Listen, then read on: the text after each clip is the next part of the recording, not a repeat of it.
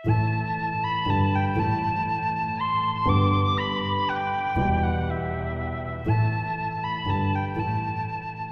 molt probable que no hi hagi cap altre element patrimonial a Sant Fost amb una història medieval, moderna i contemporània tan rellevant i alhora amagada com la de la Font de les Monges.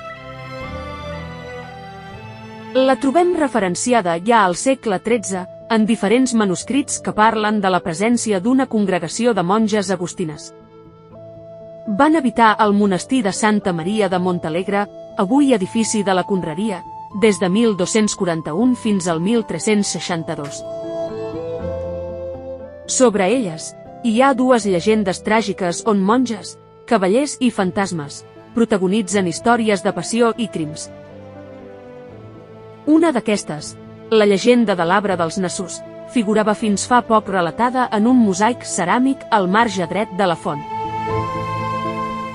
L'any 1247, Geralda de Campsentelles i el seu espòs Ferrer de Vilanova fan donació de 3 peces de terra al convent en construcció de monges de Montalegre. L'anomenada La Font és una d'aquestes propietats. 4 segles després, l'any 1612, el cartoixà Lluís de Vera escriu sobre una font que dona aigua en abundància a l'hort de les monges. Però la primera referència documentada amb el nom complet la trobem al 1783. El llibre L'Atlantà espanyol, descripció dels pobles del Regne d'Espanya, relata aquí l'existència d'una font molt antiga que anomenen Font de les Monges.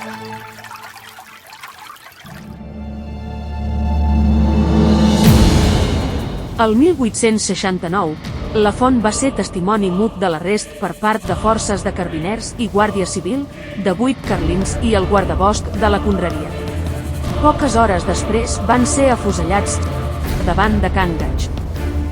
En aquest lloc s'alça avui la Creu dels Carlins, en homenatge als 9 assassinats. Es desconeix en quin moment es construeix l'arc, la volta i les columnes que delimiten la font. El mateix succeeix amb l'habitacle que ocupava la imatge de Sant Bru fundador dels cartoixans, que va ser sostreta diverses vegades. Un dibuix de l'artista Llorenç Brunet de 1889 és per ara la prova més antiga de l'existència de l'arc. També el veiem en aquesta fotografia de 1913, encara sense la resta d'ornaments.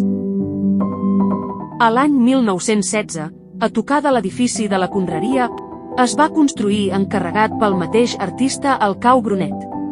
Edifici que va ser punt de reunió d'artistes famosos, museu i posterior restaurant.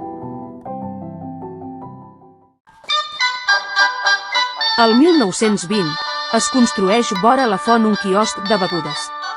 Aquell mateix any es celebra el primer aplec sardanista que es repetirà en els anys successius. Entre el 1922 i el 1924 es construeix un edifici modernista en el mateix recinte de la font, que acull un restaurant i d'altres serveis, que acaben sent el reclam de visitants arribats d'arreu. La Font de les Monges està de moda. El conjunt es converteix en un lloc d'esbarjo pels caps de setmana i festius. La burgesia catalana la freqüenta donant-li un gran renom. La font més important i pintoresca de Catalunya. Així l'anomenen els anuncis als diaris de l'època, oferint excursions en autocar de luxe des de Barcelona i Badalona.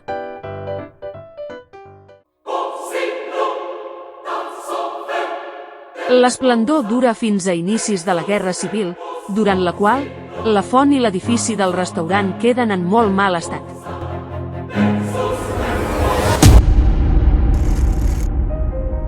Un cop acabat el conflicte es reconstrueix el restaurant i la font, encara que no s'assoleix l'afluència d'abans.